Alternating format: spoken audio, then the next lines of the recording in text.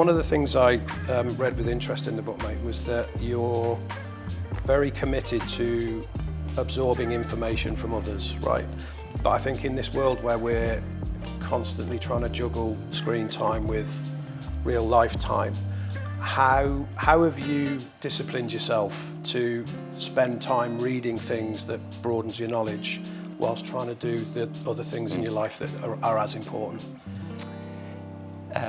The short answer is, for a long time, I thought knowledge building was to get from one place to another.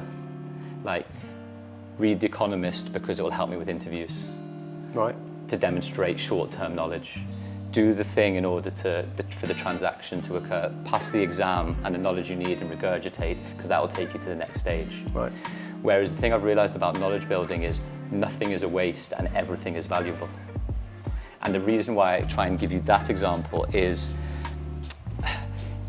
what I think is the most undervalued and at the same time underappreciated element that industry people do is they connect everything to everything else. So one piece of knowledge is not very useful. 10 that connect into each other becomes quite useful.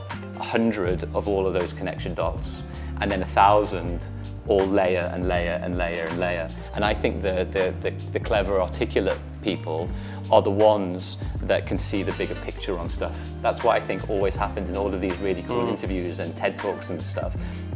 They start off in the micro, the specific problem and the specific thing, and they end up in the macro, which is, and this is why it's significant for the industry or the wider thing, because they can see things that others can't, because of the knowledge acquisition or because of the conversations that they've had. Right. And it connects all of the dots.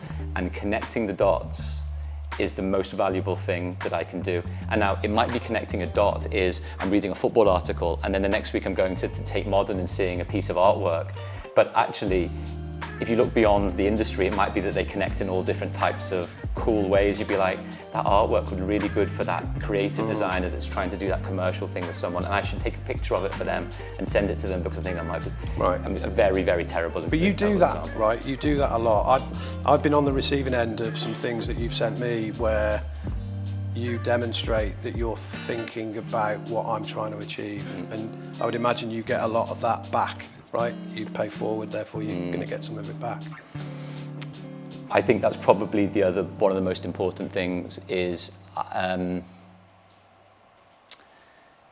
it's very important, even though everything is transactional, for it not to feel like it's transactional. Right. And the way that you feel like it's not transactional is you show that you're thinking about the other person. And that might be through trying to demonstrate competency to get us through the door. It might be that someone's lost their job and there's no value to you in reaching out to them and helping them and doing.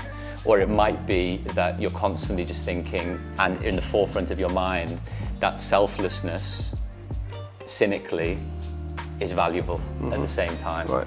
So that when you start thinking about other people more, or at the same time as that you're thinking about yourself, it comes back in lots of interesting ways.